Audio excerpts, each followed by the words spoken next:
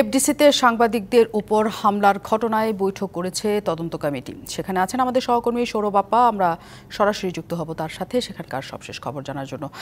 বাপ্পা, তদন্ত কমিটির বৈঠকে সবশেষ কি হলো এবং কি সিদ্ধান্ত হয়েছে সেই তথ্য আপনাদের কাছে এসেছে কিনা? উনি জানেন গত 23 তারিখ শিল্পী সমিতির নবনির্বাচিত যে কমিটি তার শপথ গ্রহণের যে আয়োজন সেইখানে একটি বিশৃঙ্খলা তৈরি হয় এবং সাংবাদিকদের ওপরে কর্তব্যরত যারা সাংবাদিক ছিলেন তাদের উপর হামলার ঘটনা ঘটে এবং সেই হামলার ঘটনায় কিন্তু তদন্ত কমিটি যেটি গঠন করা হয়েছিল তার আজকে একটি বৈঠক ছিল এবং কিছু ফলাফল এসেছে।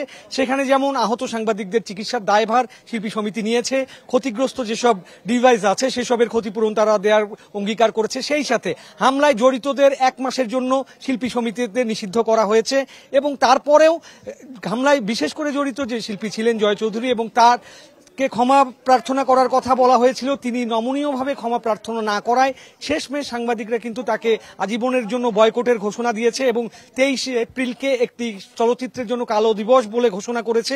সব মিলিয়ে আমাদের সাথে এই মুহূর্তে আছেন জ্যেষ্ঠ সাংবাদিক জনাব রানা। আমি তার সাথে কথা বলছিলাম। রানা ভাই, আসলে আজকের পরিস্থিতির সর্বশেষ আপনি কি দেখলেন এবং আপনার মূল্যায়নটা কি? আসলে আমরা প্রায় 1.5-2 ঘন্টা পরিচালক সমিতি কার্যালয়ে আমরা একটা মিটিং করেছিলাম যে এই সমস্যাটা আসলে কিভাবে সমাধান হয়, যেহেতু সাংবাদিক আহত হয়েছেন এবং এখানে পরিচালক সমিতি নবনির্বাচিত সভাপতি যিনি মিশা সদাগর ছিলেন, সাধারণ সম্পাদক ডিপজল ছিলেন, সহসভাপতি রুবেল ছিলেন, আরো অনেকেই ছিলেন। সবাই মিলে একটা সিদ্ধান্ত নিয়েছিলাম যে আসলে আমাদের যে দাবিগুলো, গতকাল যে 5টা দাবির প্রধান দাবি ছিল যে আহত যারা তাদের চিকিৎসা ব্যয় বহন করার জন্য, সাথেও যে সরঞ্জামগুলো ভেঙেছে সেগুলো যেন ক্ষতিপূরণ দেওয়া হয়, এগুলো তার মেনে নিয়েছে। সাথে প্রধান অভিযুক্ত যিনি জয় চৌধুরী সহ আরো 3-4 জন নাম এসেছে, তাদের শিবাসানু, তারপরে হচ্ছে নিরঞ্জন একজন আছে, তো এদের আসলে যেন শাস্তি, তো এটা ওরা সবাই মিলে সিদ্ধান্ত নিয়ে 1 মাসের জন্য একটা করা হয়েছিল এবং সাথে অন ক্যামেরায় জয় চৌধুরী যেন ক্ষমা চায় এই বিষয়টি আমরা নিশ্চিত করেছিলাম এবং পরিচালক সমিতির মহাসচিব যিনি শাহিন সুমন, তিনিও ছিলেন এই সিদ্ধান্তে।